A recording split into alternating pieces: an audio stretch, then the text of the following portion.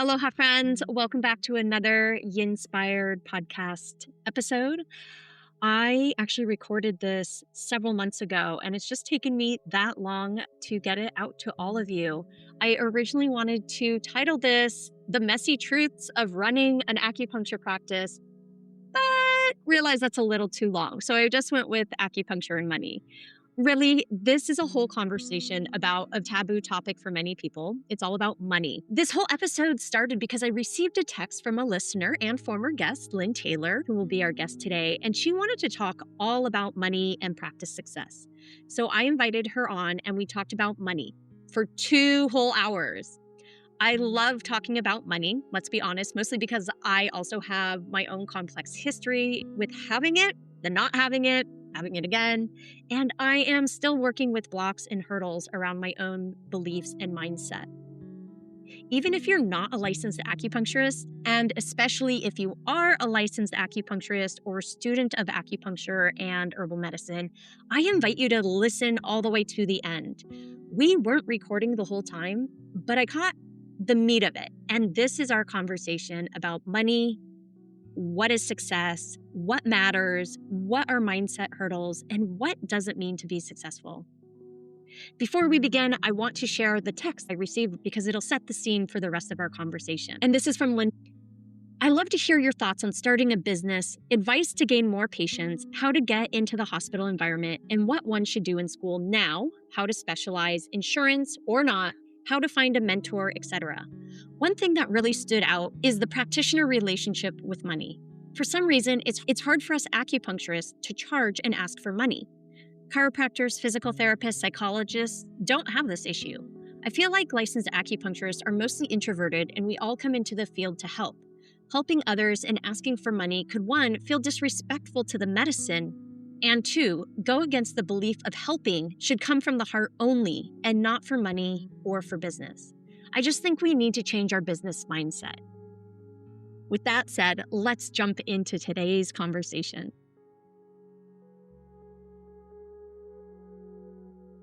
Yinspired is dedicated to all the grandmothers and aunties whose voices weren't heard or listened to.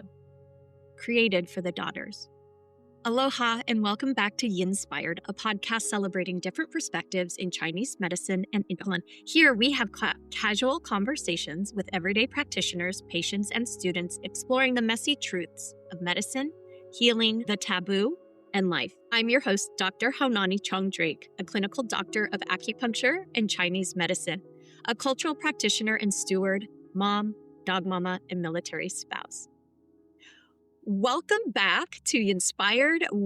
I'm really happy that you contacted me and you said, I need to get back into conversation with you. We have more to talk about. So here we are. When you texted me, when you wrote back, what were you so excited to talk to me about? I think in the last conversation, we realized that having skills as an acupuncturist is important, but it's also important you're able to do what you love and make a living. If we look around, right, if you just graduated, you look around or you've been in this for a couple years, it's really hard to survive if acupuncture is your only job.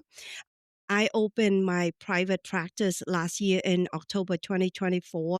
So a lot of experience is still fresh on my memory. And we'll talk about money. We talk about how to handle a practice and help you to be successful. Well, I think we'll talk about, whether you should take insurance or not. Is that where you want to start? Yeah, sure. We can start anywhere. Yeah. So did you take insurance when you started out practicing? Yeah. And so this is going to be a very interesting conversation because I don't know if you know this about me, but I have had to open, let me count them. How many? I didn't have to. I chose to open over the years. I've opened 4 different practices, established through the city, having a business license, as well as several not business registered practices, because as a military spouse, we've moved every 1 to 3 years over the last 14 Mhm. years. So I didn't know what I was getting into as a military spouse. Not really thinking about the future. However, when I graduated, I was very lucky to start in a practice with a chiropractor. He essentially had a Mhm. room and he told me, I'm waiting for you to graduate. I had already established quite a bit of rapport, building relationship in San Diego, in the community where I had the intention of opening my first practice. And that I didn't know until retrospectively how big that was for me. So when I graduated, Mhm. luckily I passed California boards the first time, was able to open my practice. I had people waiting for me. They were booking the minute I said, okay, I'm taking clients. And that was exciting. You're like, here we go. Yeah. I opened and I have patients on the very first day. And it continued to grow because of word of mouth and because of all of those relationships I had built in the local area. And people knew me and people knew to spread the word. It was Mhm. an easy ask to say, hey, remind people that I finally got my license and I'm open if they're ready to schedule. And so they did. I essentially had a community doing my marketing for me because we still know, even today, here we are 15 years later. When did I graduate? That practice was in 2011. So here we are 14 years later. Word of mouth is still the one way to grow a Yeah. practice for acupuncturists at this time. Things are Mhm. changing Mhm. with, social media, but still word of mouth is the most effective way. So, Yes. Who are your first patient though? Are they like your student from yes. yoga, Yes, your exactly. people you know from Yeah. school? Yeah. Yeah. Not necessarily people I knew from school. At least I'm speaking in terms of California. As a doctor, your patient have the right to follow you wherever you go, even down the street, even company. Yeah, they can force you to do a non-compete because as healthcare, we need more healthcare provider. So Okay, so your first question. Insurance. insurance. In school, we learned about insurance. It made sense to me in terms of how to fill out the forms, the CMS 1500 form, which is still to this day the form you fill out for reimbursement. It was really easy. You just fill in the information. But I did not have a whole front desk staff to work with who was going to do that for me. So I hadn't made a decision whether I was going to take insurance or not. I was more of the mindset, I just need to get open. I kind of, Yeah. let's be honest, I winged it. I very much winged it. I made a lot of mistakes at the beginning, learned from it, changed my processes, and move forward.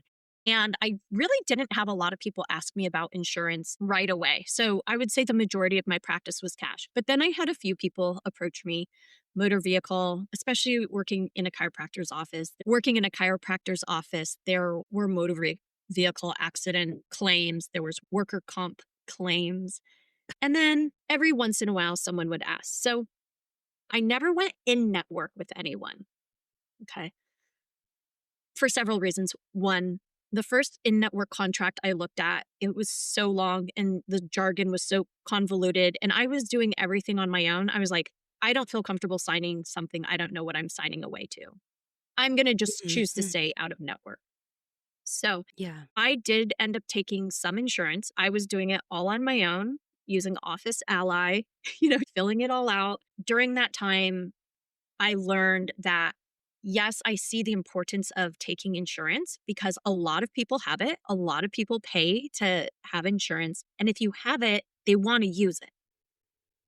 But for a Mhm. single solo practitioner without an assistant, and I really didn't have the volume, meaning the room space, to grow my practice anymore that I needed to if I was going to hire a billing company Yeah.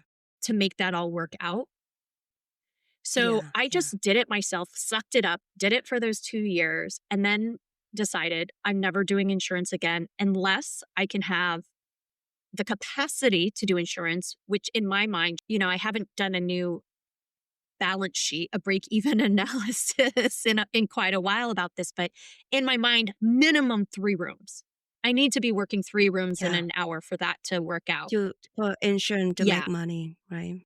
It's kind of impossible when you come out of school. I mean, how could we? You have the money to rent 3 room. right. That's a lot of Yeah. So money. this is coming back to one of your questions that you texted me about is like, well, then how do we do this as a new practitioner? What are some recommendations to get yourself established to grow, but also to not be in the red all the time, right? So that you're making money, you have Yeah. money to pay yourself. I don't know if I know the magic answer to Do you this. make enough? Do you make enough for you to So stay? with Okay. one So room, you make enough for yeah, rent? so with Yeah. one room, I Okay. started with one room, that's it, and I was doing the 60-minute appointment because that's Yeah. what had trained me for 4 years in San Diego where I went to school, so that's what I started. Was I making enough? I was making enough, I wasn't making a ton, but I also was very, very blessed to have a partner who also made enough that I wasn't the sole breadwinner. Mhm. That is a huge privilege to start a practice like that and a huge cushion and safety net that I know not a lot of people have. Yeah. But with that said, I still have not taken insurance since then. Mhm. Mhm. And Yeah. the next statement I want to share is when my husband retires and when I'm in a space to open up my own practice again, I will take insurance. And so Yeah. I just want to share why. Over these last several years of being back in the United States, really becoming clear that it's really important to get involved at the state level with your state professional organization. That has led me to being connected with committees at the national level as well. I have a view that I didn't have when I was first starting out, which is our Mhm. profession is in a growth state.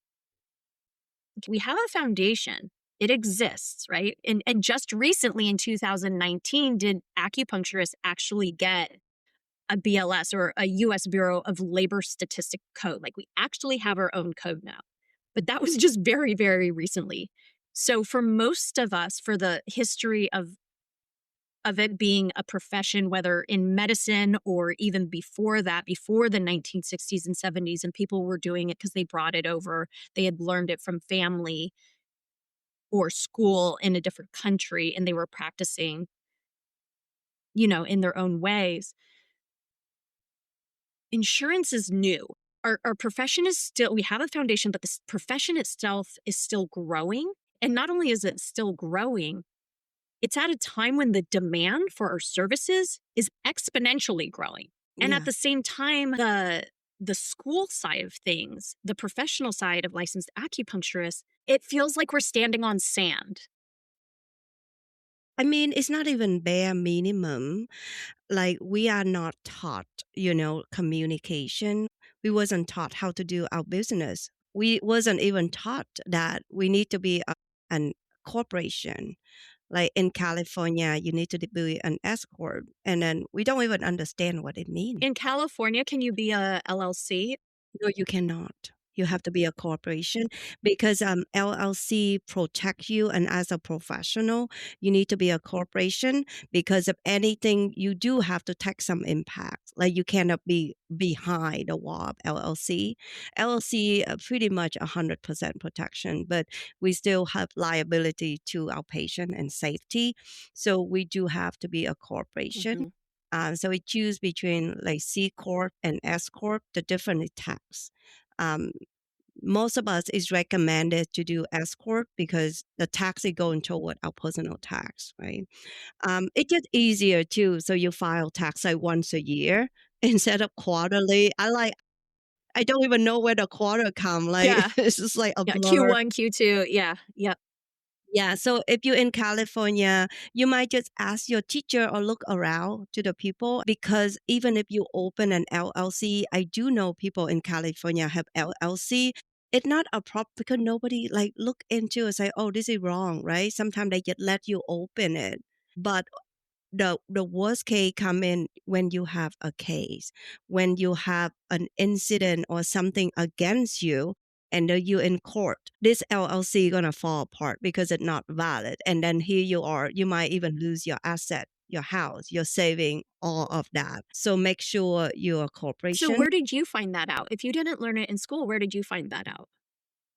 Um, Actually, I did take a course from Aaron Lee, one of my friend and teacher, and I just that's the only thing I took from school. In school, like it's a pretty much the last 2 semester, you just worry about exam. Like who care about what corporation I'm gonna open? Like, or I might not even open one. But you kind of heard from people, oh, you need to be a corporation, you need to be an S Yeah. corp, and I'm like, how do I be that? I would say, if you can save money now, hire a company, it could be legal Zoom Yeah. as easy as that. And you just enter your information, they'll create a corporation for you. And then you Google online, S corporation selection, filled out a form, mailed it in. There you go.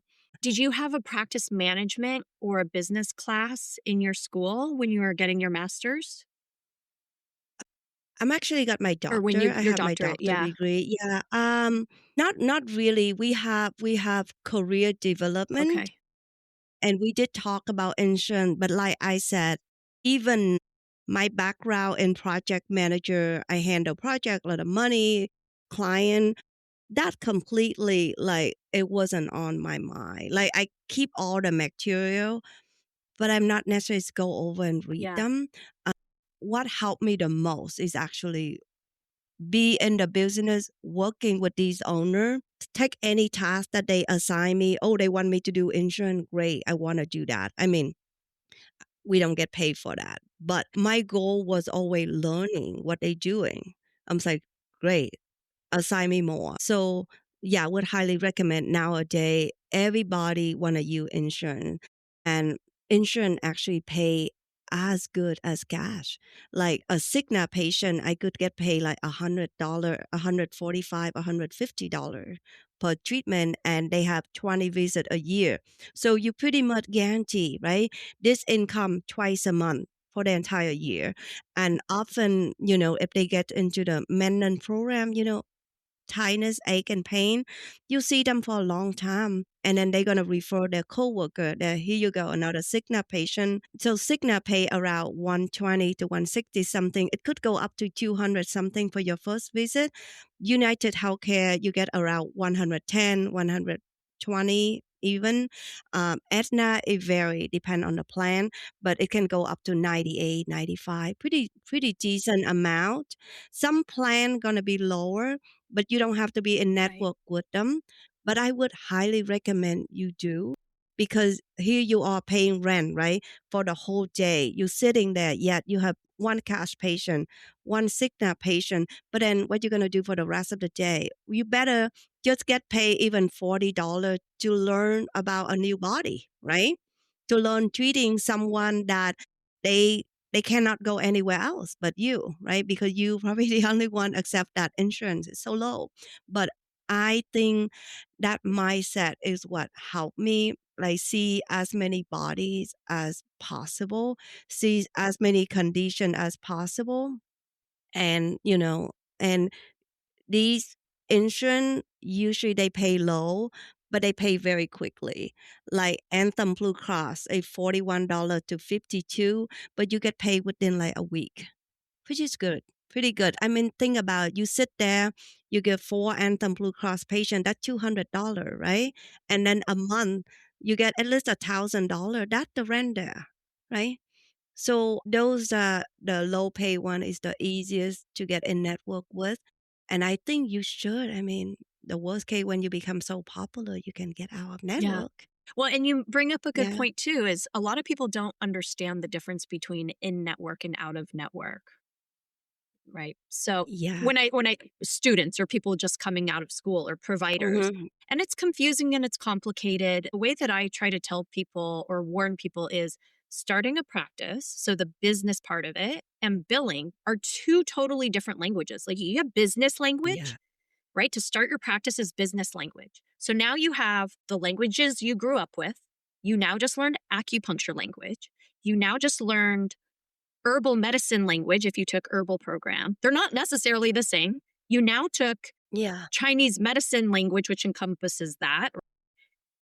You learned allopathic medicine language, and now you're adding business language. And if you're going Yeah. to do billing, now insurance billing language. So your brain is already Yeah. so full. You're still trying to digest your 4 to 6 or however many years you went through school to get your master's or your doctorate. to practice. And if you haven't really digested that and you're starting to stuff yourself again with starting a practice and doing billing, you're learning two new languages again. It's so easy to burn out. It's so easy to get overwhelmed. So many things you have to take care of, like, and then you don't have the experience to draw in cash patient right away, especially in a town that so many people take insurance. Nobody gonna pay cash to see you unless you are very, very experienced. And we're not there yet when we're out of school. So I think like work with someone why you even create your corporation, why you work with that person, right? Because you get access to all the document. And I'm like, oh, our business is corporation. Like, okay, let me create that. And that give you plenty of time and money because you can just put in $100 a month into this investment or saving for your own business, and you can ask them, oh, how much you pay for this, Mhm. just casually. And like, okay, that's another $100. Like you can start creating your own Excel spreadsheet to know what is the minimum your patient need. Like how much it is bed, Yeah. right? How much it is infrared heat lamp. It really add Yeah. up. And all the equipment, even needle, a box of them is like 20 something $23. dollar Yeah. easily. Yeah, right. So you need to know how much it is upfront. Don't go out and like, I want to do it my way, my style. Just pretend it's another continual Yeah. school, right? When you don't get to be like, I want to study this way. No, you study with the teacher. Same, give yourself a few years, work for people, work for different business owner. I would choose the one that love to teach, love to share, and generous. I think you nailed something is that a lot of people are so focused on school, they don't necessarily think about working in a clinic while they're in school. But that's actually one of those Mhm. recommendations you asked me, like, what do you recommend for students to prepare themselves for practice? And I tell students, like you already said this, get your hands on as many people as possible. And as a student, you can't really do that, right? You're limited to how much hands on. But as a student, if you're working in someone else's clinic, even if it's front desk for minimum wage, or you're also going in and observing a few hours that are unpaid just to be in the environment, it's not Mhm. hands on, but Mhm. you're getting to see how it runs. You're seeing the behind the scenes of what it takes to keep a practice running, the communications between patients, treatment plans, continuous care plans. What does that look like? What do those conversations Mhm. look like? Because that's what keeps your practice open. And school doesn't train us to have those conversations. School is designed for us to pass boards. Mhm. That's their Mhm. only goal. That's their Yeah. only objective. Yeah. And so Mhm. it's upon us who are out of school with just a year or two or 14 or 20 or 30 to look back and inform the students who are going through now, like we're doing right now in this conversation, and say, hey, wake up. If I could do it over again when I was in school, I would have put more time. I maybe would have put less time in the yoga studio building those community rapport. And I would have taken on a regular part time job in a clinic, especially I was in San Diego. There were clinics everywhere, Yeah, that's and I yeah. didn't. So I kind of was like making it up. I had some business savvy or, some entrepreneurial background just from running my own classes and workshops around San Diego. But that is nothing like running a clinic, especially when legally you're bound as a healthcare professional. That's a whole different level of legality. And Mhm. like you said, S Corp. Yeah, I actually want to go back to that in terms of your business structure. It's important to know that every state is different. it's different. So if you Yeah. graduate, like here in Virginia, I can open up as a sole proprietor. I mean, I have zero Yeah. protection, right? Like zero protection. Yeah, So I don't yeah. recommend that. Yeah. But every state, I can open up as an LLC. I can also open up, Virginia has a different, instead of, they have a third designation for corporation. You have C Corp, S Corp, and then a P Corp. And in Virginia, if you're a healthcare practitioner, P Corp is specific to Mm. healthcare practitioners. And so there's some tax benefits to that, but also the legal codes apply knowing that you're working with people's bodies in a healthcare setting way.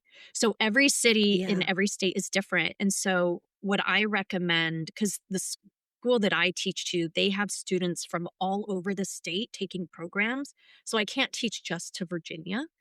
But what one of the things, one of our assignments is you have to go to your city. Just imagine where you're living now. Use that as an example. You go to your city's business development office and go to their Hmm. website, and it'll say start a new business. Most everything is online Yeah. these days, and you just click the next button, answer a question, go to the next button.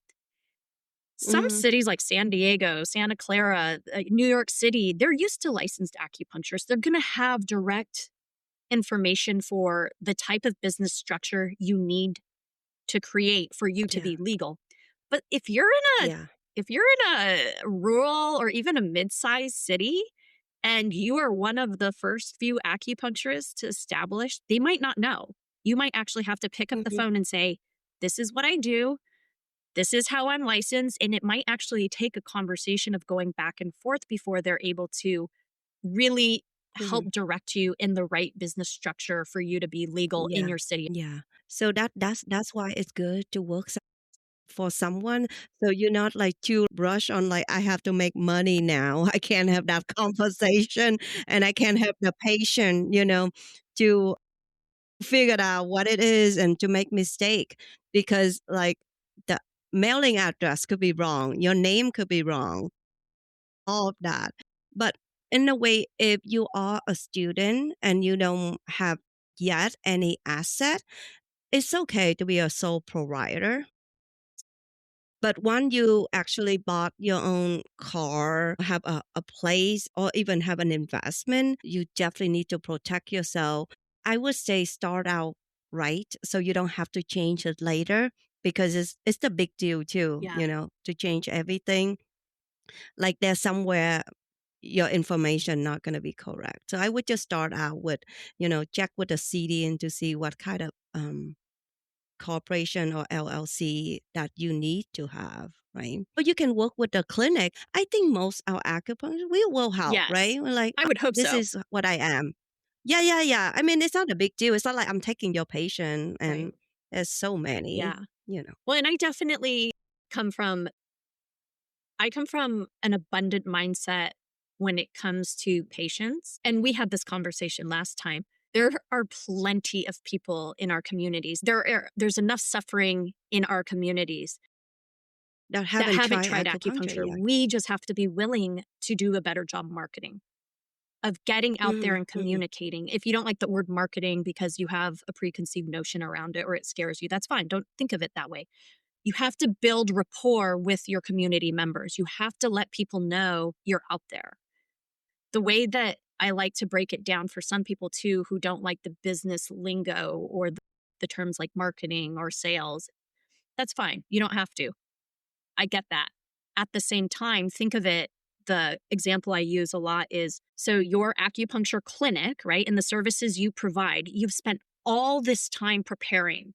You have all this wisdom, all this knowledge, and now all you want to do is be a helper. You want to be out there sharing it with others, right? That's what most acupuncturists, not everyone, but a lot of acupuncturists, that's where their heart is. I just want to share this. It helped my life so much, or it helped my family members so much that I went to school and spent 4 to Hmm. 6 years getting this degree. Now all I want to do is share it, share it, share it. Okay? Take that same sharing, but now put it in the mindset of like a dinner party or an event you've planned.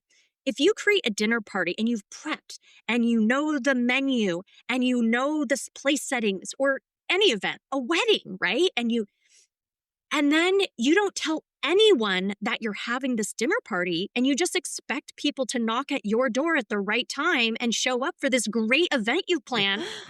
No one's going to be there because you've never let anyone know. One, there's an event going on. Two, this is how I've prepared.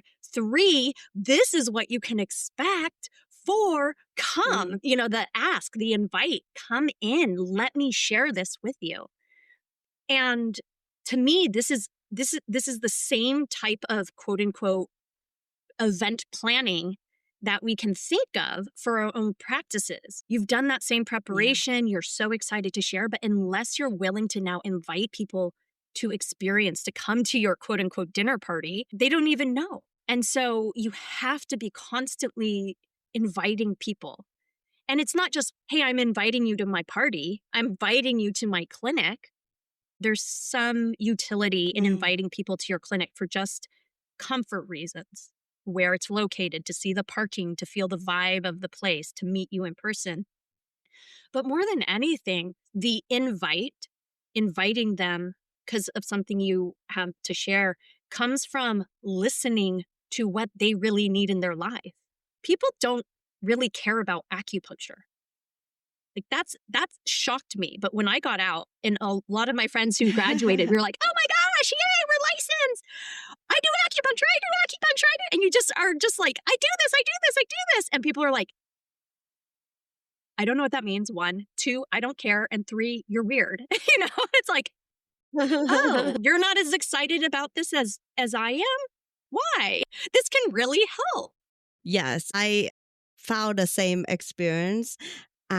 And I actually found that your most your relative and friends, they don't count. Those are not your target audience. Those are not your patient. Nice to have that support, but they are not your patients. Your patient is the one in pain and the one that then nothing else can help them and they'll search for you. I saw you have your present somewhere. It could be, I have some brochure here. It could be like a flyer or something you put at your chiropractor. It's like, is it good to get yourself a chiropractor who you can talk to? Hey, I'm going to school for acupuncture. By marketing, you don't have to say, I do this and this great. That is very, it's an advertisement and people don't buy that. Instead, you share a story. Just like, in my clinic last week, I have this patient who 93 years old. She had a stroke a few years ago. A lot of swelling in the leg. It's so much pain every night, every step she take, and it's amazing. I saw her one pretty nervous, but after treatment, she in a little soreness for a few days, and now she walking. 93 years old. She's so excited. She got a package like $1,000 something to see me for the rest of the year. She said, I need to see you even once a week. I just want to be this feeling again that I'm alive. At that age, it's like money is not your highest priority right now. Happiness is. And it's actually a real story I just share. But when you meeting your chiropractor friend who could be your own chiropractor as well, it's like, oh, I'm treating that 93 years old and now she's not in pain. And they're gonna be like, okay, they're not gonna. It's just in the back of their mind, right? One day they're gonna be this patient who have stroke, who have pain. It's like, hey, I know who that is. Her flyer here.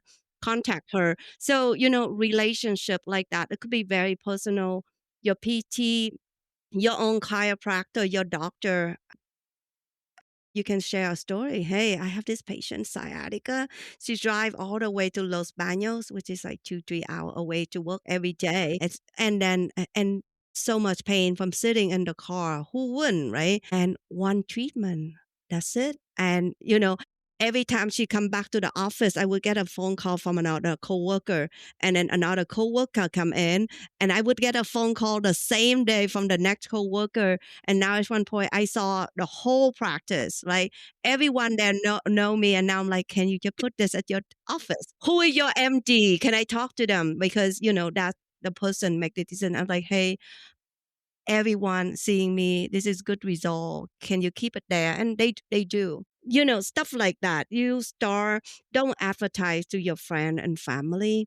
They even if they're in pain, they're probably gonna go see the doctor. They get an injection, and people have to be desperate enough, or people have to have insurance, and they're like, whatever they pay for, I'll try it out. But advertise to the people that actually treat patient that more likely to see you. And so that is kind of my marketing way. I'm just sharing story. Like I'm not saying, oh, I'm good at this. Nobody care. When you say you're good at something, you show show don't tell, right? So you can tell a story, a success, different condition that you actually excited about. So you're not like actually Yeah. kind of stage this conversation, but something you're excited about. Share that with people that in healthcare. I think that would help you more. There is a chiropractor I have never met, but he felt the difference in the patient who started seeing me and seeing him, and he like, who is that? It's like, what did you do? Like he would ask the patient, what did you do? He said, oh, I met this dry needling acupuncturist. And he like, wow. And he reached out to me, and since then he sent patient to me like every other week. And even though I haven't paid him anything, I haven't even sent anything, because we are trying to help our patient, right? We're not taking away a patient. We're not chiropractor. We not, even if we help the patient, they still like the chiropractor's adjustment. It's faster, it's easier, it's not time consuming. They can be in and out, and I can see the beauty of that. And I can see as a busy mom that I might want Yeah, to. exactly. And everyone has what Yeah. you're pointing to is storytelling. But humans are storytelling creatures. That's the history of culture across time and space is Mhm. storytelling, and that still works. It's very easy to just put these, I call them planting seeds in our patients. Or, in business world or marketing world, they say, make sure you have an ask, and the ask, the call to action. But planting seeds is just like, hey, if you know anyone else with knee pain like yours, just give them my card. I'm still taking new patients. Like you said, they share that with their coworkers, and before you know it, you're seeing their whole office, because it's word of mouth. It's coming from someone who's experienced it. And if they've experienced it and that person already has that no like trust factor with their coworker, that's an easy in for you. As an outsider, as a healthcare professional, our biggest challenge is building that no like trust factor with people we've never met. And the easiest way to Mhm. do that is this is opinion, is through the relationships we've already built in our community, whether it's a patient, whether it's your Mhm. accountant, whether it's your chiropractor, whether it's your eye doctor, whether it's the barista you're already ordering from. Like we've already built these relationships in our community, Mhm. and it's okay to lean into that as you get closer to graduation, or if you're opening up a second practice or your third, or you completely change and move from a general practice into a specialty. It's okay to let those people know who already care about you, or at least even in a superficial way, let them know what you're up to Yeah. so that they can spread the word for you. They can be part of that Yeah. natural marketing network. Um, and I don't say this from a place of like, ew, that sounds so sleazy. I think there is definitely marketing and sales techniques that are sleazy, and you feel that. Acupuncturists feel that. We're Yeah. feeling beings. We feel chi fields, Yeah. like we get that. Yeah. But if you're coming from a place, if you know your intention and where your heart is, and if you're there to help others, it's okay. Like people need to know you're there. People need to know you want to help them. Because there are a lot of people out Mhm. there who are still looking for answers, Yeah. and they get upset and they get frustrated. And now their emotional state and their mental state, that psychobiosocial, is now affecting their Mhm. pattern diagnosis even more. We have answers to that because we see it in that ecologically systems thinking way. Another way of marketing I find that more effective. You know how it is, our spouse, our sister, they listen to anyone else as like gospel better than what we Yeah. say. like like I was like, they will tell like, have you tried it? I'm like, that's what I've been telling you for so many years. So true. So the advice of stranger, that's why social media is so impactful, but at the same time can be harmful, because we have such a belief in something online, something a stranger said, more than people around us, right? because when people around us say something, there is this layer of judgment, this layer of shared experience. You may or may not trust everything they say, but for stranger, why not? So I found that review works really well for me. And sometimes a review would make a patient wait for me instead of go somewhere else. Even I don't have an appointment for them, but it's like if I'm gonna pay this much money, I'm just gonna wait for the best. Everyone, I'm not saying I'm the best, but according to review, it looks really Yeah. good, How do you right? get people to leave a review for you? That is a trick. Do you mind So, sharing? first of all, not at all. That is my secret. First of all, review is not helpful when she said, "Oh, she nice. She nice. I like her practice. This is the very Zen play." It's not helpful at all. It's not. Even though it sounds so nice and that what you create, the review, it have to be what is their condition, and ask them, share as much you like to share. But unless it's like pelvic floor, something so personal, I don't ask that of them. They could just say, can you just say pelvic floor? Right. But otherwise, I want to actually lead the patient to write that review. I'm like, oh my God, you remember what your legs like when I met you? You remember you couldn't even stand and walk. I'm so excited for you. I can't believe you're here now. You're walking. You're actually going to be running. Remind them of that, right? Before and after. And I'm like, it would be so helpful for me. Can you write me review about my dry needling? So I'm specified my dry needling because that's what I'm trying to stand out. That's what I can charge cash for. That help with your knee, what can help with your legs. So you already give them, okay, this is Dr. Taylor and then her dry needling and her knee pain, right? Um, and that is the secret to review. It's like a relationship. When you wait for so long, the ship has sailed. So the best time for review, it depends on your experience. The moment they come to you and they say, that was amazing. I slept so well. It's the best I ever felt. There we go. When the patient leave, immediately send them the link. Immediately when they in the car, that's the best time for them to write a review because later it's too late. So you have about, 30-minute window or something. You ask them after that treatment when they say they felt amazing. I say, hey, I'm trying to grow my practice and to help my business survive. It's important for them to know that this review to help your business continue to stay open, right? Because although they're gonna lose this doctor if you lose the clinic. So it's important to put the stake out there. Like I need to survive. And I want you, I want other people to know. I want to help more people like you, Yeah. right?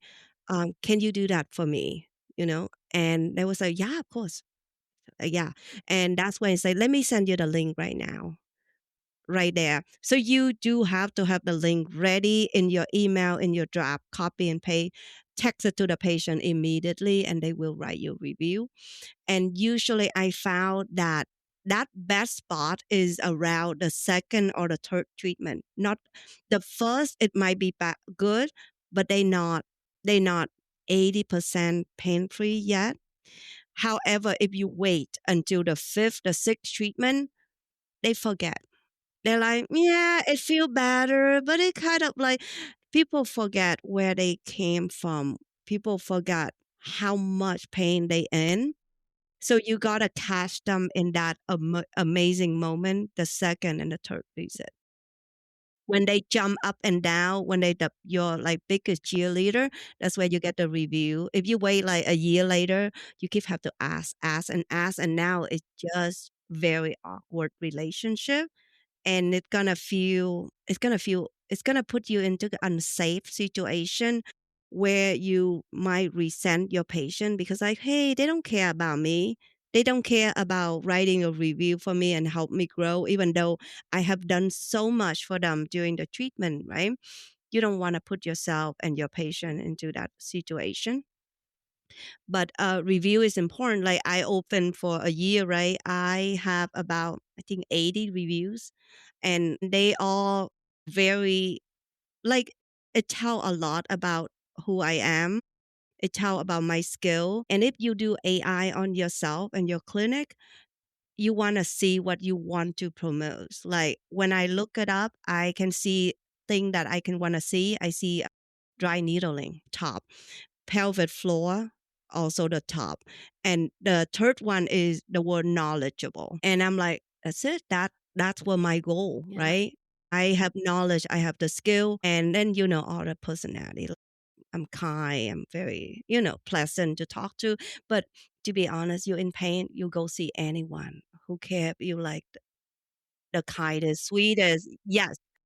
They just want results. So you need to aim, like what kind of practitioner am I gonna be?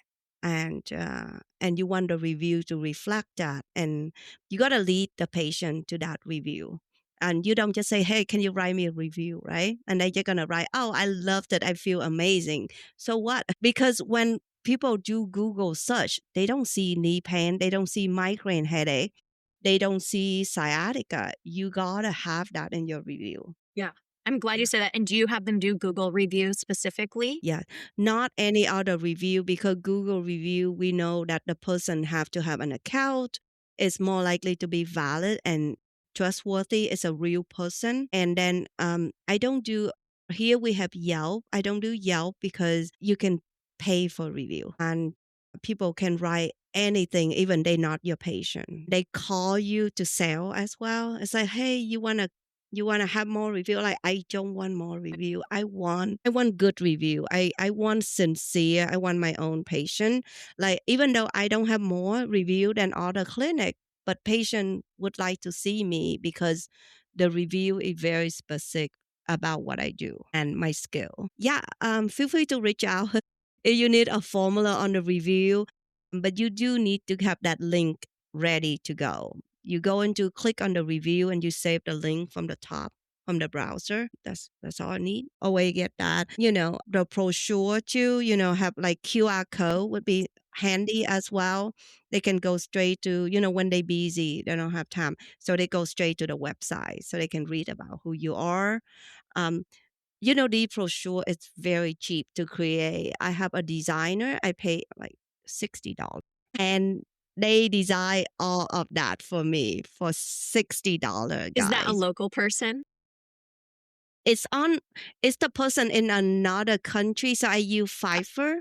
We can post that and they really good. And she been working for me for all this project, different brochure here. I also wrote a book that I sent to all the hospital that I created. So Hmm. this is it's not for patient, it's intended for MD and oncologists. So I tell them about like my like system support. So I'm actually very engineer about it.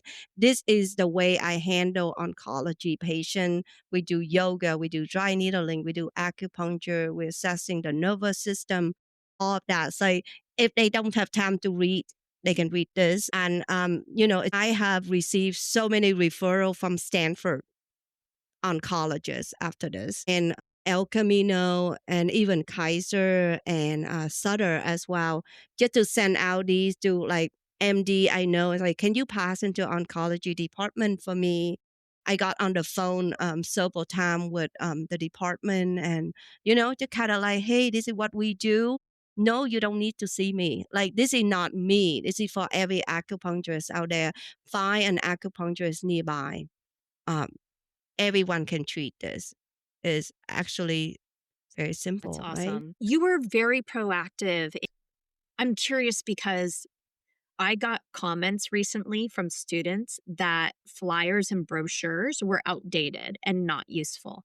So I'm curious if you had received that response from a younger generation person just going through school.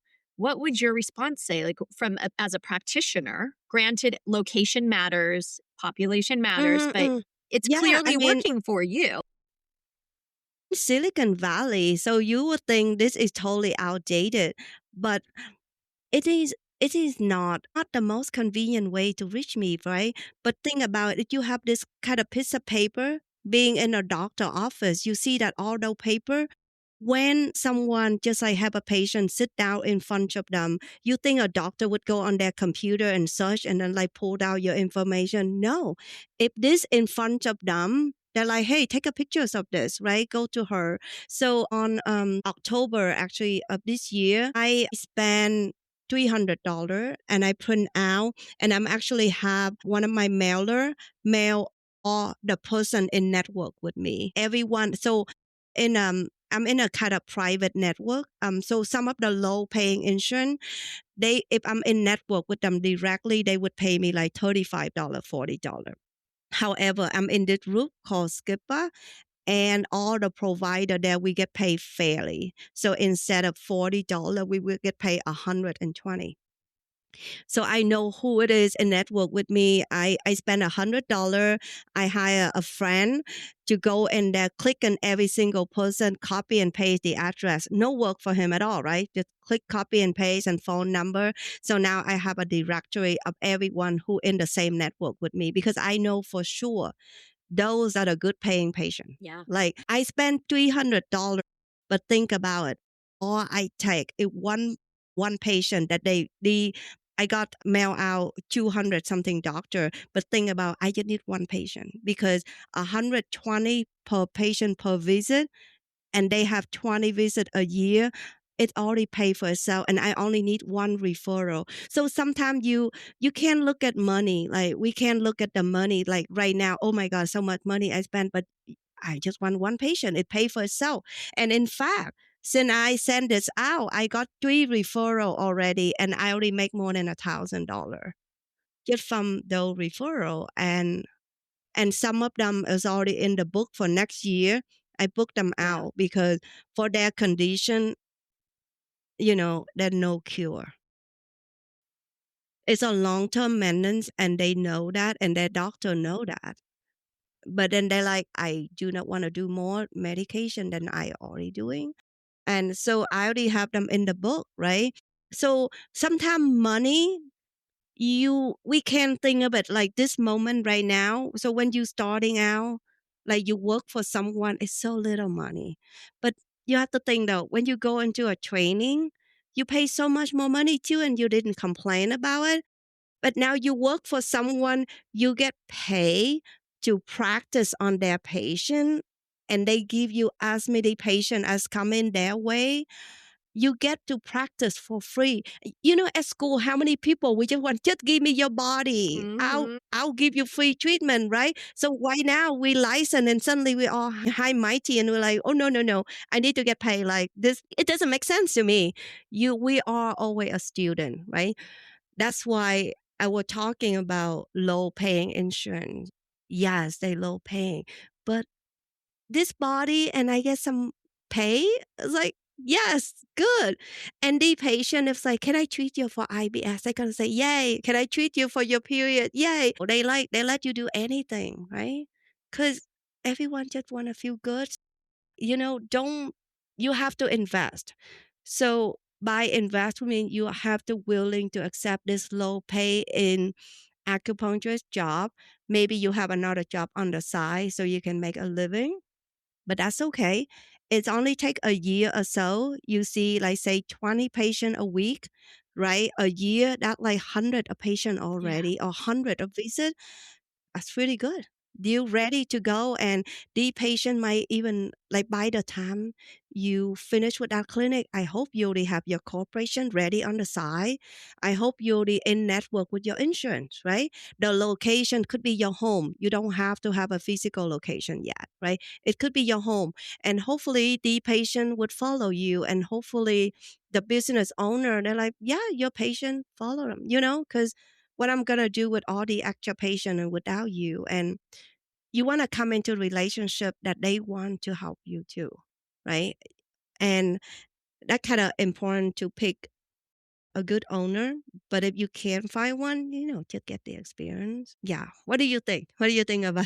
Everything you shared, and I had to mute myself or, like hold my laugh back because so much of what you shared, you're just like cutting straight to the point of where did we become so high and mighty that we somehow deserve more money than what is being offered? I hear this all the time from new graduates and students who say, I can't work for $35 an hour. I can't work for 55 an hour. And I'm in this boat too. Every time we move, I look for opportunities and I'm always like, God, that feels so insulting to make 35 an hour or to make 45 an hour after all the Mhm. experience and It is. training. However, Yeah. I did some research and I want to share this. Yeah. So, what do you think? I'm just curious if you know or if you've looked at this. What do you think a medical student makes after getting out of the 4 years and they go into their first year out of what is it when you get out of med school? I do actually know because Yeah, I work with residents. I won't tell you which school, but yeah, it's around in residency, they make about maybe 60 something, 75,000. yeah. That's in California though. Can you live? Yeah, can you live off of $65 very well Not in in California, California. in Silicon Valley, California? No. In Yeah. Virginia, Oh, yeah. the average for a resident, yeah, not intern, a resident, so your first year out of med school, right, is about 45 to $50,000. Very low. Yeah. Very low. So, and then if you do the math, you're like, okay, $50,000. They're not working 40 hours a week. They're working 60, 80 hours a week. Yeah. Yeah. They're making They less about than minimum minimum wage. wage. Yeah. And so when I Yeah, tell, because I talked to the resident and they're like, "What? You pay your assistant $25 an hour?" She's like, "I get paid less than that." yeah, This is a resident, yes, okay? yes. Like top So school, top school. when I bring that up to new acupuncture graduates and I was like, yeah, making 35, 45, 55 an hour, that's pretty decent because you're not even working 40 hours a week. You'll be lucky to work 40 hours a week. Most acupuncturists are Yeah, working anywhere from, 20 to 30 hours a week and then they have admin time. yeah, So as a associate or an assistant or a new hire, you're not going to have that admin time as much. You might have note taking time, but you're not running the business. You got to be yeah, grateful. You got to look at this in a totally different perspective. Is like when you first get out, yeah. you need to get your hands on as many people as possible. You need to see as many tongues, feel as many pulses, feel as many abdomens, feel the channels, whatever your style is. You need to get your hands on as many people as possible. And making 35 or Mhm. $40 an hour, yes, it feels insulting, That's pretty high actually. That's pretty right? When high. you compare it to It's other like medical here it's fields like 25. No, here it's like I started out, you guys, I started out $25 an hour. after school. Yeah. Yeah. Wow. Yeah. So And I like, Virginians, you wait, have it I good. mean, yeah, if you get that 30 something, 40 something, like I said, this is paid training. That is a planning. It's a blessing. You get to see the patient and you get for them to come back again and again. I'm like, wow. You don't even get that in school. No, you're paying the school to do Yeah. it's weird. I don't know how that works out karmically, but And you somehow don't might not even get that many no. patient a day to 4 practice 4 with. to 8 a day, Yeah. maybe. Do the externships. That's my say on that. If you're in school, do the externships where you are seeing way more people, like in the hospitals, at the Yeah. homeless shelters, you know, integrative medicine And centers, get out the hospice, get out there and see as many diverse patients. yeah. And if you like don't have money, don't go to so many training that you don't have a chance to practice. Like, stuff that you learn, you can just do online, you can read book, but practice because you don't know what you're good at. Just because you like something, it doesn't mean that's what you're good at. And when you're not good at it, they might not come back for what you want to Right. do. And then you end up finding out, oh, this other thing is what I'm great at. I always have good result. So now that your brand, sometimes patient choose you, sometimes the body choose you, and you never know. So why go train yourself in something that is not, might not be you? What other, if you have to recommend one training to do after graduation, what would it be for you? It depends. It totally depends because every student Maybe for I pain, was gonna pain say related. well, I felt so this is what I was gonna say. before that is while you're in school, become good at one thing so that when you graduate, you know you can lean on that. So if you're good at pain or you're good, even within pain, maybe you're not good with shoulders, but you're really good with lower back, right? Find one Mhm. thing you're really good at treating and you get good results and you like treating it before you leave school so that you can lean on that as like a no brainer. If anything, I can just put out brochures everywhere that says low back, non Yeah. pharmaceutical care, come to me.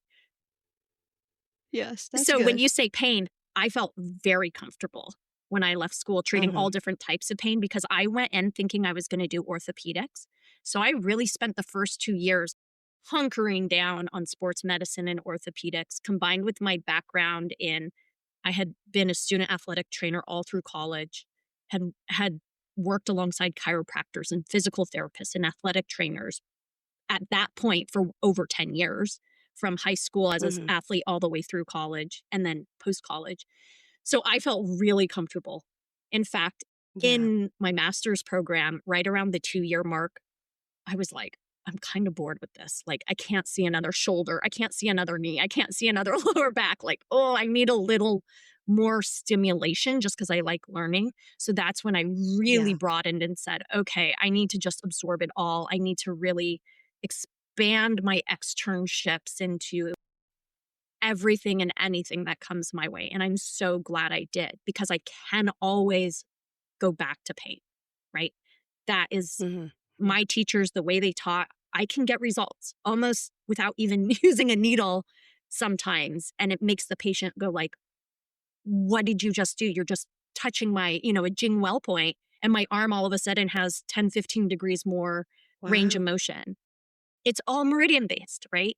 Um, so I don't know if there's a best continuing education just for pain, but my response to what would be the best continuing education after you leave school is it depends on where you feel like your program left a deficiency. So maybe it is billing, maybe it's business practice, because there are CEUs for that. Maybe it's as something as basic as, I don't know, I'm trying to think like a foundational class, Yeah. like a system. What did you say, Dr. One Ton? Like the balance method. Richard Tan, Yeah. I would recommend that actually. Richard Tan balance method with Eileen Han. I would say that is the money maker because regardless what is okay. So you come out of school. If your goal is surviving and make money, I have to say you do have to do pain. Yes. You can specialize on the side later, but pain is where it is. Because if you're doing mental health, anxiety, digestion, you might have a few patients a week. That's not gonna make it. Like you not, it's gonna take a long time and it's gonna be daunting, even make a living. But pain is where patient gonna find us. Pain is where we shine, right? The channel. I would recommend the balance method because you get a chance to review all the acupuncture point. You get a chance to actually understand the five element Yes. better, and you understanding like actually you with more it's like their mind body connection as well, and your pain is so much connect to also your personality. Yes. So it is the fun. I would say it's a very kind of affordable, right? Mhm. Affordable program from someone that have created so much result. And I tested on myself. Like I say, okay, I would go exercise and I would have pain on this area on purpose. And so I can test the point and I would say it worked. And it worked on patient. And it one dose of thing that patient like, oh my God, it Yeah. magic. Yes. Exactly. It might not be lasting. Like you do have to build it with traditional acupuncture as For sure. well. But I would recommend that and then save your money and stop there and practice. Yes. Practice. Start practicing Just before you jump into your CEUs, for sure. yeah. Yes. Because you keep learning. It's so inspiring. And when you're learning from someone, you're learning from the best, right? The best out there. And you think we never gonna be them. Like we always gonna be a copy of that teacher, right? So instead of keep jumping from teacher to teacher and you think it's going to get you into that group of the best, that is a very long road and challenging road to be. I think what make you the best is you, because you're going to be the only person that you, right? So use that technique and add in your like personal touch. It could be for me, like I'm always tuck my patient in and they always my baby, regardless if they 93. They talk to me like they my kid, like literally. So everyone have that personal touch, and or you the one that always add point in for their um, stomach, right? Mhm. You always adding point for their sleep, right? You just find that personal touch and not seeking, keep looking for this technique that help you to become better. Be honest, what make you become better is the next patient. Like just keep seeing as many body as possible. That's the key. That's the key is people think if they take more training, they're going to feel more comfortable with patients. But the only way to become a better singer is to sing more, right? The only Yes. way to become a better reader is to read more. The only way to become a Mm-hmm. better practitioner is to practice more. That means to see Mm-hmm. patients, to see real patients. Yeah. So that's why working for someone important, because you want to be get out of school and immediately see as many body as possible. And if you one of those that go into a training right now every month, you're wasting your I think money. so too. You never get to utilize that. Every knowledge you learn in that class is something your teacher have been built over like a lifetime, 10 years, 20 years. You think you can practice them all, like even every technique, you just need one. So go and kind of utilize your training instead of keep training more and more. Like you mentioned, just do shoulder, Yeah. just take one training for the shoulder, that's Yep. it, and Oh my advertise gosh, you yourself would be as so a busy just doing shoulder guy. frozen shoulder. You could have an entire practice just doing Exactly. frozen shoulder or just doing knee pain Yeah. or just because that's what's going to bring them in. I think of it as the spinach. It's a smoothie. I got this from Steph Crowder, who is a business coach. And she's just way down to earth, but she used to call it the smoothie approach, right? When you're making smoothies for your kids, they want the berries, they want it to be sweet, they want it to be good, but then you throw in a handful of spinach and carrots and they don't even realize that what they're really getting. Like the smoothie is the knee pain. The smoothie is the shoulder. The spinach and the carrots are your sleep's going to get better.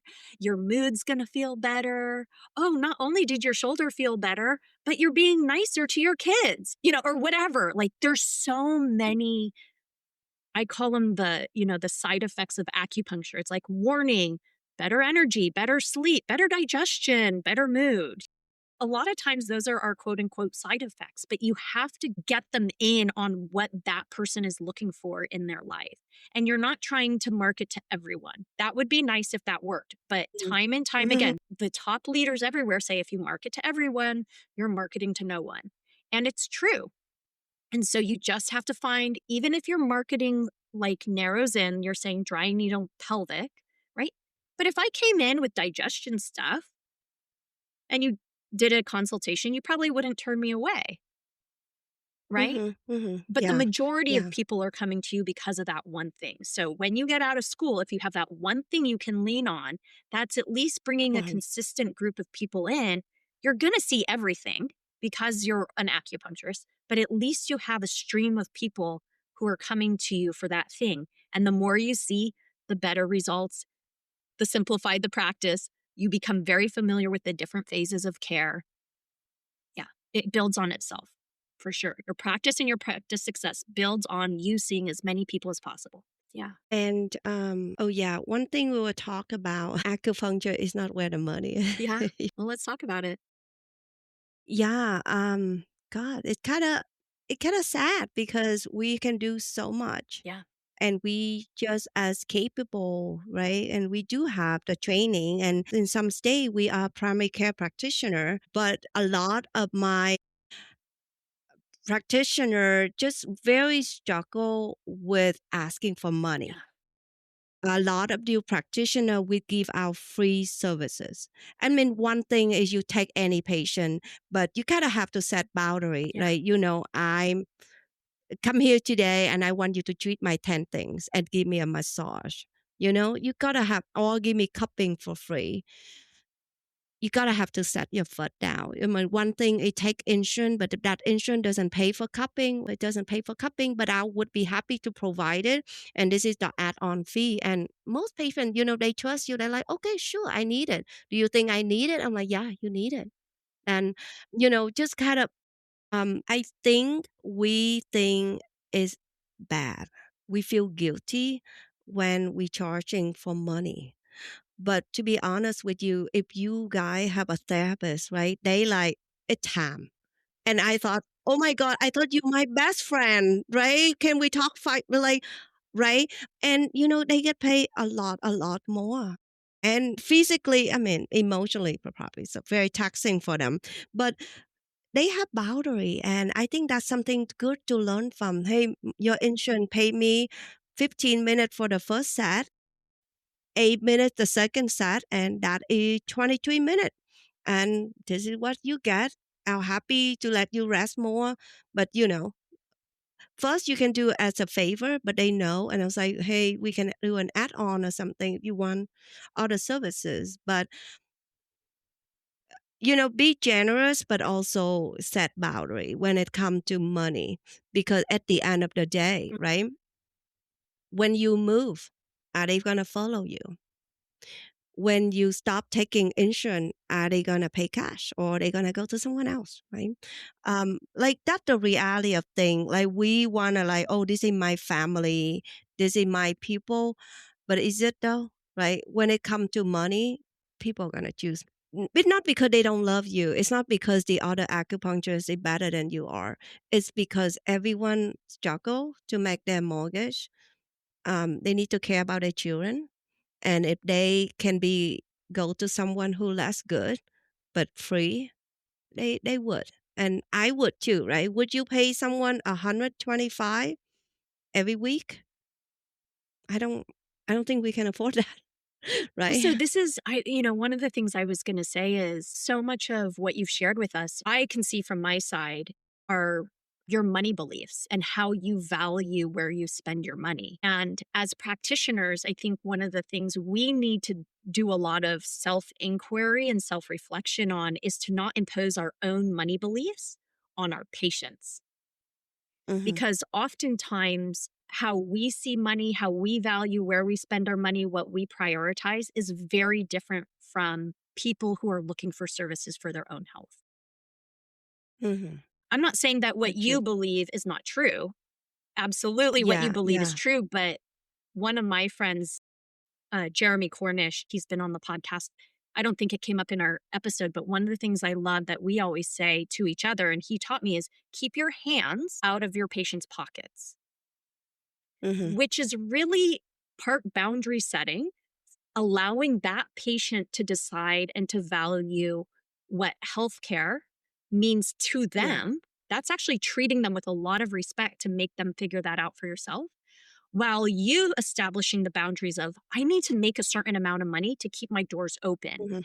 And because I want Yeah. to serve this community, I need to keep my doors Mhm. open.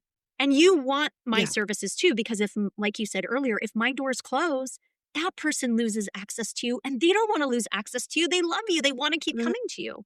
So it's kind of this, We support like, each yeah, the other. cogs in the wheel. There's all these different wheels turning and we Yeah. all have a cog in it. And if one of those, if you remove the acupuncturist from your community, guaranteed those cogs will still go on, but it's going to take time to adjust. And all those people that were going to that clinic are either going to stop care or they're now having to go find new care. It will go on. And I think that's another thing to think of is like, in the big, big, big scheme of things, if I wasn't here doing what I do, would the world still go on? And the real answer is absolutely yes. But while I'm here, every practitioner needs to decide what they value. I guess I'm going to put it this way: who do they work for? Do Mhm. they work for another person as an employee? Do you work for your version of God? Are you in service to your community? Like, who do you really work for and what really matters to you? And from there, you create services for your community and you let your community, and you're fair about it. You're not out there like $5,000 a treatment then, right? That's great. You Yeah. will get people through your doors once a month. And if that's all you need is Mhm. $5,000 a month to pay your bills, then that's great. However, and every industry is different.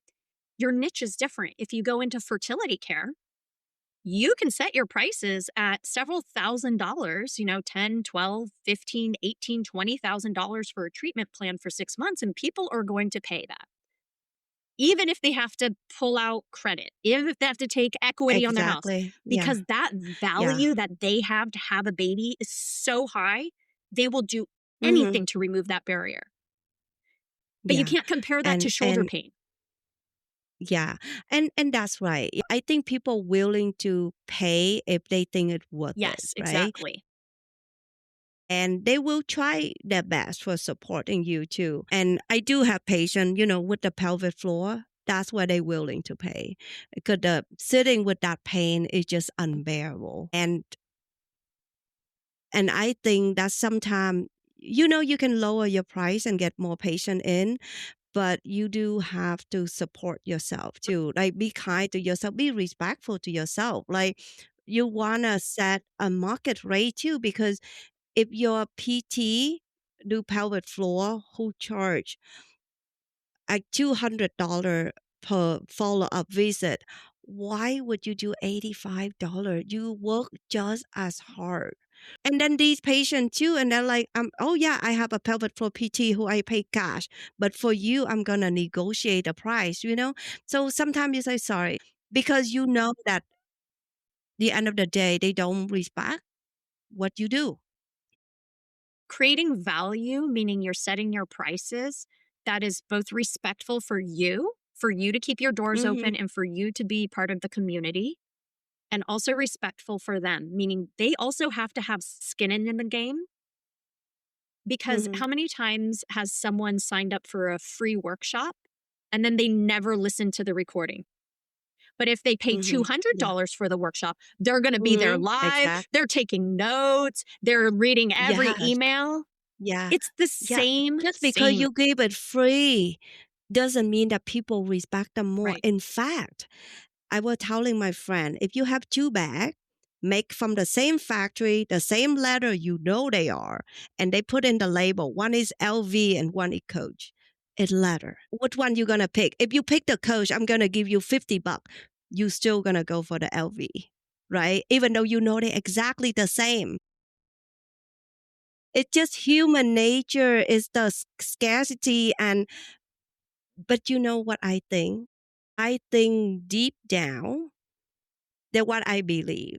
Like we don't believe that acupuncture work and we don't truly believe that we are good enough. You nailed it. You nailed it. I see this everywhere. I think that this is the biggest hurdle as a new practitioner is they do not believe in the medicine enough. We haven't seen enough people to prove that it works, Yeah. right? And then To ourselves. we have our own stuff. All of us have our own different money stories and beliefs that compound with that. Am I good enough? Does this actually work? And when you're coming into a space of, am I good enough? And does this actually work? Question mark. You're not, you're not coming to the table confident of what you are providing for the person in front of you. And so it's hard to ask for money for it because you're like, now I feel, because internally you're like, now I might be that slimy salesperson who's offering a product that may not do what it says it's going to do. And this is Hmm. where I think it takes people who have been in the profession long enough to uplift the people coming out of school to trust this medicine. Like if there's a message I have for anyone younger than me, not younger in age, but just less experienced, or even I've had people old who've been in practice more and they're like, God, you love this medicine. You trust it so much. And I go, I'm complete 100%. I'm all in. into this medicine. There is not a single ounce of me that questions it. Does that mean I get 100% results? No, because that's the reality of human nature. I'm a human, they're a human. There's a lot of complex things going on in life, but the medicine itself is medicine, period. And to have that much faith in it and trust in it and just, it's not even belief. I'm not talking about God or Santa. Mhm. I see it, I feel it, I've seen enough of it that there is no question in my mind. I have no problems asking for money now because I know this medicine changes lives. And that's very different. When I came out of school, I was all in terms of I just finished school, I had ego. I was like, haha, I did it. I gave up everything in my life to pass this board exam. So I had this like false sense of confidence.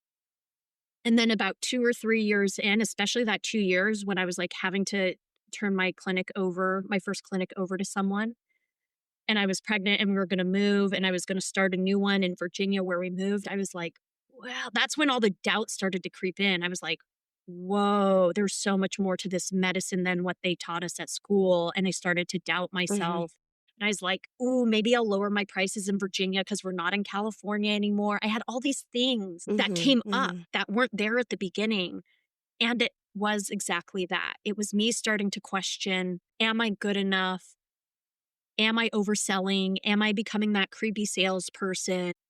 And it's all Yeah. belief. It's all belief. And so you really need to work with yourself or a therapist or someone like another licensed acupuncturist to have these real conversations to remind you like there are people out there with zero education selling the world to you.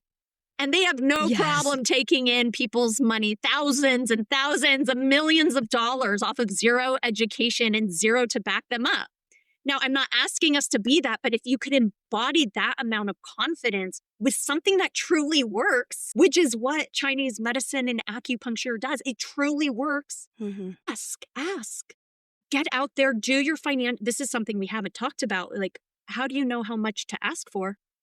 The answer is it depends because Mhm. everyone's life is different in terms of what their minimum basic needs are to pay for their rent or their mortgage. Do they have a car payment? Do they have car insurance? Or are you taking public transportation? You need to get your personal finances in order while you are in school so that you can begin to start budgeting. And like you said, start putting together your initial startup costs. Start making this list or go online. You can easily find these or just work with one of the AIs. I did this the other day. In under 30 minutes, I put together what took me like 6 weeks previously in terms of an executive business plan with my entire break even analysis with 3 different like slow startup, average startup, quick startup in terms of how many people were coming in under an hour, right? Anyone can Mhm. do this now, Yeah. but start doing this in school where you start putting together your startup initial costs that are Yeah. one time costs, and then start putting together your recurring costs for monthly to run a practice, including this is the one thing I see across the board.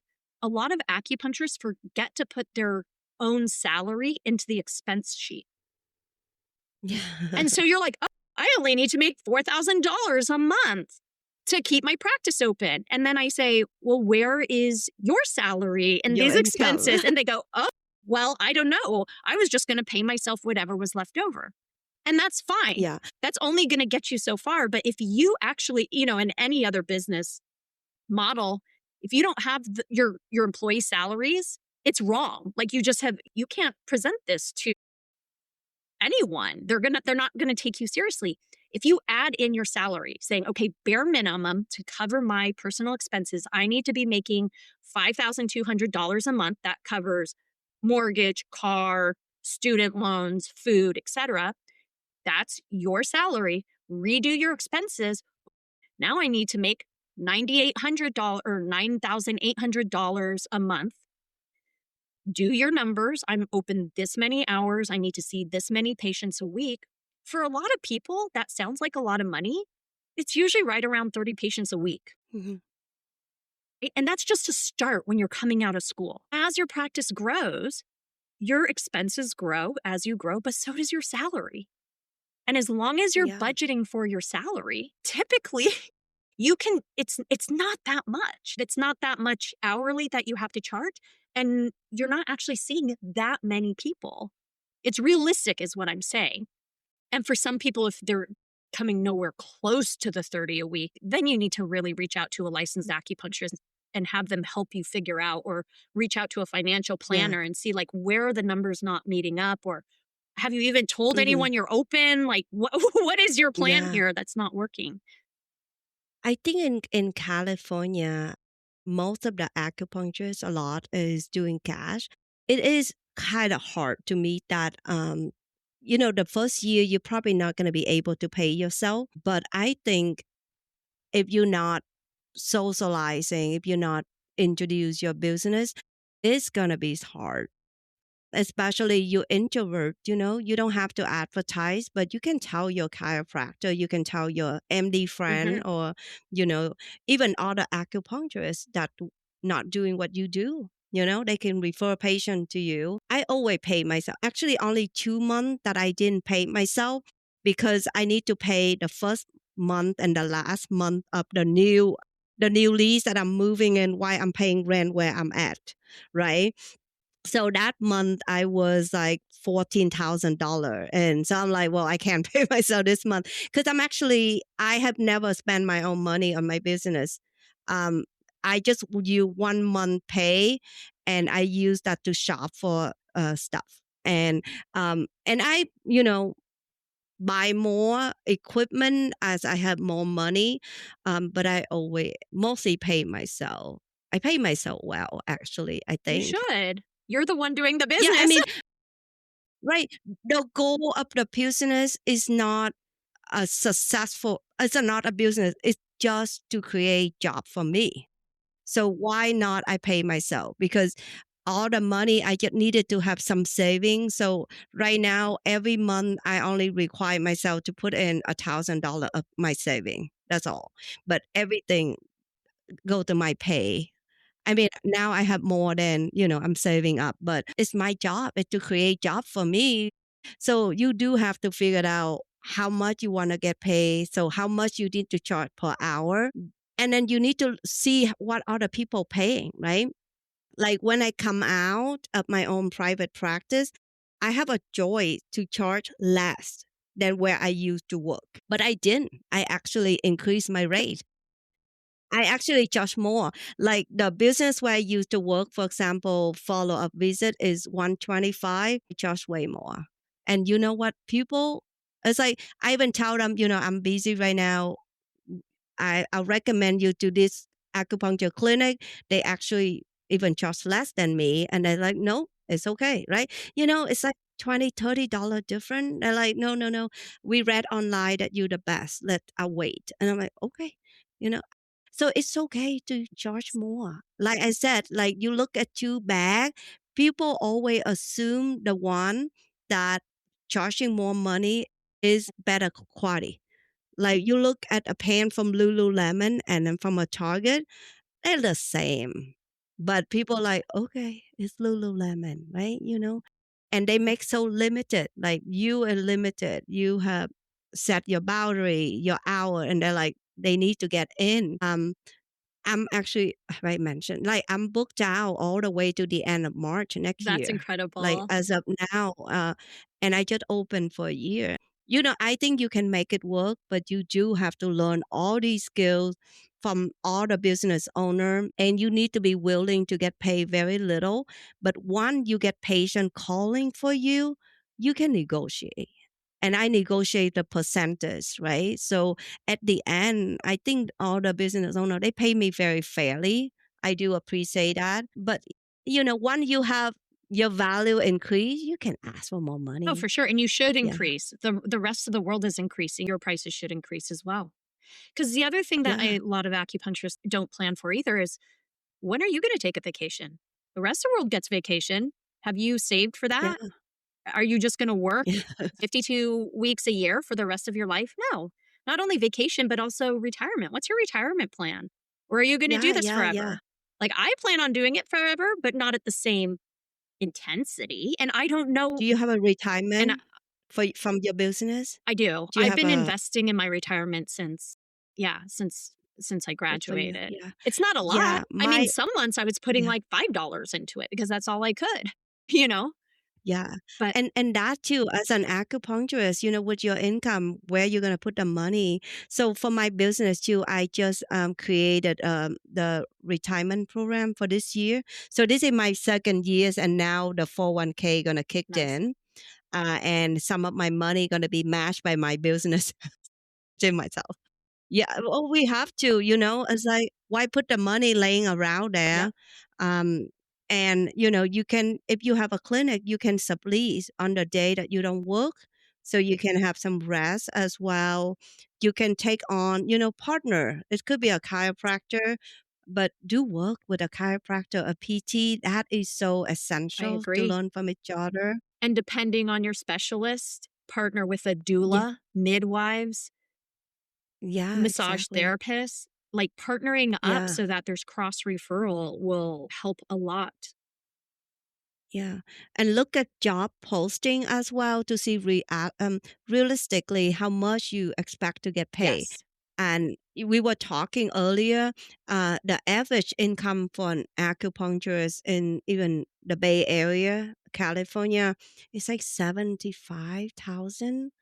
And they reported that the highest reported income, we're not talking about owner, a big business, is like 110,000. Yeah.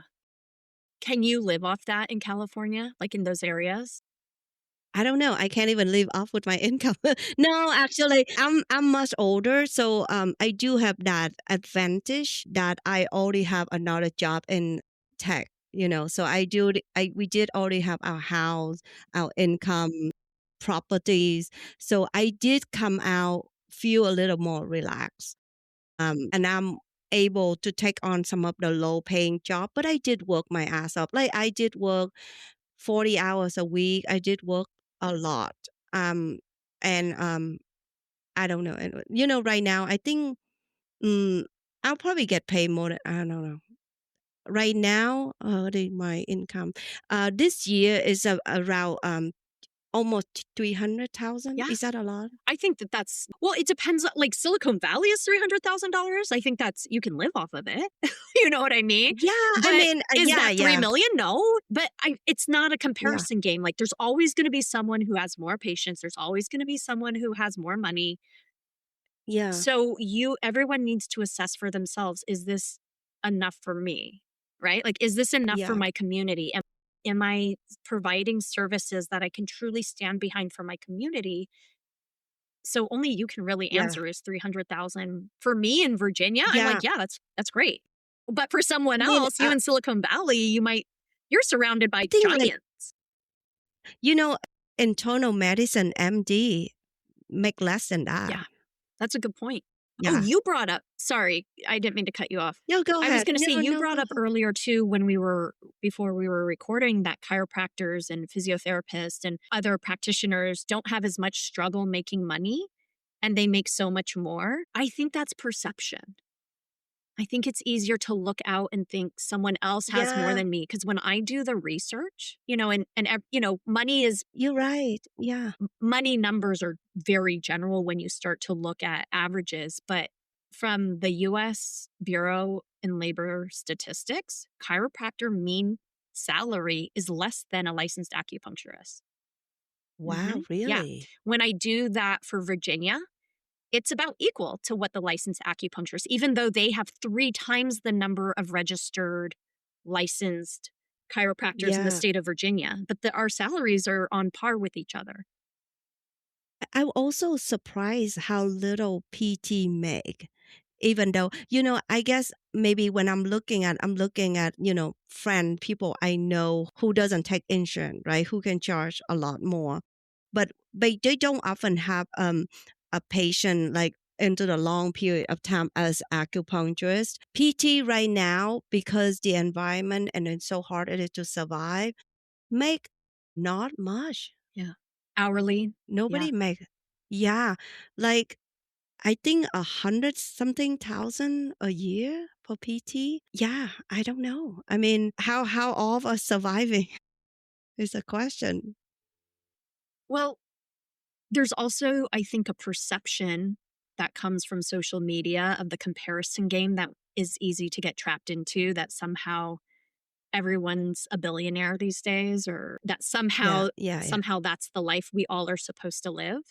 And maybe it comes with age, maybe it comes with having a husband that completely grounds me in a way that I can't ground myself, but there is also an important part of just recognizing what is enough for you and your family, or for you if you don't have a family. Mhm. And that Yeah, enoughness is not just financial. When you think of success and how do you define success, it's not just numbers, it's not just finances, it's the life you've lived, the quality of life, your spiritual yeah, growth, your connection with environment, your community, your foods you eat. I mean, your definition of success has to be so personal, and only you then can define, is your salary, quote unquote, enough for you?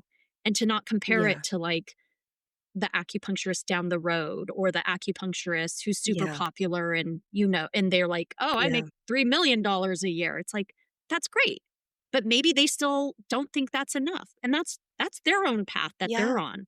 As long as we're yeah, serving our communities in ways that are meaningful and that fill your cup, and also is respecting your community and getting care that they need, what more do we actually need? yeah. And you know how it's affect our mental health too. You know, when you care for other people, it's so important. We have the support, the friend, like Yes. you said, the time Yeah. to relax, and even a therapist. I work with a therapist regarding my business, right? Just the stress that come with running the business, that whether you have enough patient or more than enough or not enough, there is a different level of stress, right? There is Absolutely. a lot of pressure, like you said, I, can't really take my rent right now is around 5,000 a month for the clinic. I'm not talking about my mortgage here. This is my clinic. It's more about 5,000. That's a lot. When I take a 2 week vacation, that 2,500 plus the money I don't make, right? My vacation can be very costly. You gonna have to define what make you happy and the level in just enough money that you survive, right? That you still feel happy, that you not being stressed. If you have anxiety and stress and migraine headache from running a business, something needs to change. Maybe you don't need to have a business. Maybe it's okay to work for someone and, like, let's say I'm very successful, I'm very good. I'm gonna take a percentage and they will be okay with that, right?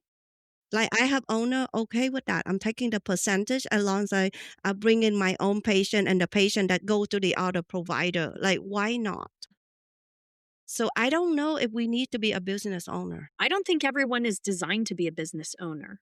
I don't think No, they I don't have think we enough should. chi to do that. I mean, it requires a lot Yeah. of chi, and it requires a different language and a mindset, and it's not for everyone. But also, And it take over your life. and for some people, you have to start that to learn that lesson. So it's okay to start a practice and realize, oh God, this isn't for me. You're not a bad practitioner, you're not a bad person. Like, that's life, right? I start a sport and find out I suck at it. It doesn't mean I'm a bad person because I'm not naturally good at it. It's just that was not how my body was designed to function, right? And so I find something else. Same in this, is not everyone is designed to be a business owner, and not just a business owner, a clinic, a healthcare practitioner clinic owner. And that's okay. And Yeah. sometimes we have to start and we learn that's not for us, and that's fine. And then for the rest of us who do have that acumen, or who do have that business sense, and we like our clinics, to open up our space to bring in these associates, to bring in employees who we can continue to grow our own practices and serve our communities. I can't help but always think it's not about me, it's about my community. It's about the people out there who have conditions that they're looking for answers. And Yeah. that's everything. Like, that's it. We have so many. I have like 20, almost 20 patients right now on the waiting list, in addition to all the booking tomorrow. There are people waiting and I can't see them. Like I wish I have people work for me. That's why I'm willing to take in people willing to learn, be at the clinic, help out with little thing here and there. You can learn everything that I know, and learning how even I talk to patient, how do I get people to write a review?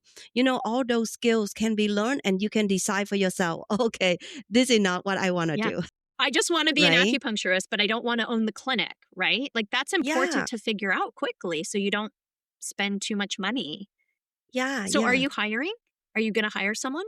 You know, I'm always, if someone want to work, I'll hire because I don't actually make money. Like for my previous hire, like every month I make like $20 profit or less. Mhm. So, but it's for me, it doesn't matter. I do have the space. It's open. I'm there. The actual room. I always welcome to have other practitioner.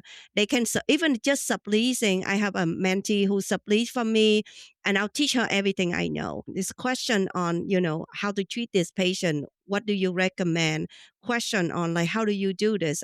Anything is provided, all the equipment there for you. You just pay the rent I pretty love it. much. And we have like monthly provider meeting where we talk about this, like how to create a treatment plan. Yes. How do you talk to patient? How do you know if this work or not? And how do you know, okay, acupuncture is not for you. You have a tear on your shoulder. Like I'm get to the point that I'm that confident that like treatment and the pattern of the pain, I'm like, you gotta get imaging. I know you don't love that, but I think they're more than something serious because usually at this rate, I know I haven't failed to get someone to feel some degree of better. That's incredible. I think you are in the space as you move into this new larger location, you're going to need more help. Even if it's not an acupuncture assistant, that would be even better because then they can help you with the patient management, but maybe a Yeah, front desk person, you know, who's yeah, doing all yeah, your yeah, billing and communications for you. So you're yeah. just focused on the patient. I do everything I know, I myself can tell. right now. But you're at that place Yeah, where you need to hire out. And hiring sounds like I'm an just expense, but you'll actually make more money because now you have someone focused on all the tests that are taking you away from treating people. yeah, yeah, yeah, yeah. I'm actually someone gonna work offline, gotta take care of calling patient documentation and stuff. Yeah, but then provider, it's nice to have. I love working with people. I love mentoring. I love teaching. Always love teaching. Be nice to have a partner. Yeah, I would love to come work with you. I think we would have so much fun together, but I'm on the Oh my opposite God, side of the world. the clinic is very livable. We do have an ADU, out back of our house. If you ever visit, I would love to see you in come and person. practice. Hey, I'm looking at our time. I can't believe how much Okay. time has gone by. I adore you so Okay. much. I am so grateful we had this conversation. I have a really funny, it's not a rapid fire, but I have a question for you Okay. that's kind of off topic. Well, two questions. Okay. One quirky thing about you, thing silly about you that it has nothing to do with what we've talked about. I'm a very different person in the clinic and at home. Outside, I'm very, as you all know, I'm very intense, very focused, very professional, could be a little intense. But at home, I'm actually a very silly, I'm very childlike. I don't think you can imagine what it's like, but I'm just like my other kid, we all playing when it just, I think it's the balance, right? Different side of us that the world never get to see. So I brought that up because sometimes I don't think we can judge a person who they are based on what you see in a professional setting, Very right? true. Someone could be intent, maybe can be go-getter, could be a little cutthroat. Doesn't mean that everything I am, right? Yeah. I don't No, know. I love that. Thank you for sharing that. I'm very similar. I come across people are like, "Oh, she's so professional." I'm like, "Oh, I'm so immature. I just want a dance party everywhere and all the time. What are you talking about?" Like, Yeah. yeah. Yeah, I have the disco ball in every room and I would walk around and then like just poke my kid butt and make them fall on the ground. Even my husband, I'm like I try to attack him. Yeah. Silly Yeah. things. Oh, that's good.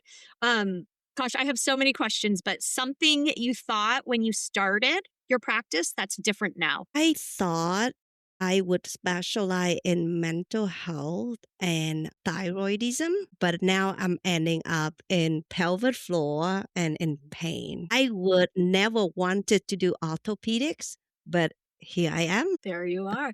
And it's really interesting. I think you do a lot with mental health still, even working with the Yes, pelvis. yes. Yeah, It's part of it's all it, part of right? it. Yeah. I think understand the aspect better, kind of like refining it. I like mental health, but now in the setting of pelvic floor. So it's not come all the way, but sometimes you don't know what you're good at and who you truly are until you deal with patient. Yeah, for sure. Do you have a short example or story of an embarrassing or funny moment in clinic? Embarrassing. Or funny or something that you learned like, "Oh my gosh, this happened. You wouldn't believe it." I don't have, I think I'm too serious. I heard I'm funny, but I don't know. I guess one thing in clinic that you don't see often in practice is people body, especially down there. It's a skills to deal with people adipose tissues, Mm, overweight. Like how to say it in a way that not insulting them. Like literally, I have to have a patient lift up that whole belly up. Like I could not find the labia. They're nowhere. Like with all the adipose tissue from the thigh, from the belly. So there a way to do it. Learn. That's why you learn under someone. You say, "Hey, can you get some of the muscle tissues out of the way? Help me out with this," and I'm do it as like it's normal. So I think that is the skill. Everything is like, even though you're like, oh my gosh, how am I going to get in here? Right. And when the tissues cover like that, there is different sense, different sensation that come with it. You have to act like this is just another typical body. Help me with your hand, lift this up. Let me get this out. Here I am. I see your labia now. Now I can work on it. Just like you gonna train yourself, and that's another training for patient to feel safe, right? For patient to trust you because you're like, oh wow, she never say anything about me being overweight. It's normal. Maybe I'm normal. And I don't know. That's not embarrassing story or any, but in my head, I'm like, my God, where is that? One of the patient, I couldn't find a belly button. She was so short, and she's like 98. Her belly button is up here on her. It because I was like touching, and that could be her pubic bone. Her pubic bone is where her belly button is. So the spine is so truncated, everything right in, everything is so short because they bend over. I was like, okay, I'm not gonna hang out here because I don't even know where the intestine would be anywhere. So I'm like, let me go and do my distal. I'm like, okay, your tissue feel good. I'm moving out, you know, just kind of like very carefully with your language. I think language is what you can learn while working with someone else, while being shadow another professional, especially like OBGYN, like PT, they're very good with their language because they're going to work with someone overweight that have knee pain, without making that person feel bad about their body. no, that's really good. That's really good. That's a good gem for practitioners to see. Okay, the last question I have for you is who or what inspires you? My dad inspired me to be a doctor, and what he taught me is you never nurturing sickness in a way that like you don't trying to give people almost enough so they continue being sick so you can make money out of them. And often we like have patients come back week after week. If that not a condition that should be prolonged, we shouldn't be keep seeing them week after week. There is some condition, yes, arthritis, scoliosis, but sometimes we do have the willing not to nurture the illness and send them out to someone else. Could be another acupuncturist, could be back to their MD, could be to their PT. You not so my dad teaching me like money is not everything. when we help people, people gonna help us and the money gonna come naturally as you care for people. Yeah, so my dad inspired me. He passed away, but I like to follow and I like to remember that. So I don't always chase after money and people first. Thank you to your father. Well, thank you for your time as well. Thank you for sharing all your wisdom. I'm glad you wanted to jump back on and talk about money. I think it's a conversation that's ignored a lot in our field, but it's one we need to have more conversations so that as many acupuncturists coming out of school or wanting to start another practice or a different practice feel successful and confident and Yeah. supported. Thank you Yeah. so Well, thank much. you for the conversation. Thank you, everyone, for listening. And if you need any resources to start your business, cost wise, or any insurance related, I'll be happy to help, right? We're happy to Yeah. help. Thank you. Okay. Well, from my heart to yours, create a day you love, everyone. This podcast is for entertainment, education, and inspirational purposes only. Nothing in this podcast is diagnostic or direct medical advice and does not establish a practitioner patient relationship. Seek care from a highly trained medical provider for your healthcare concerns.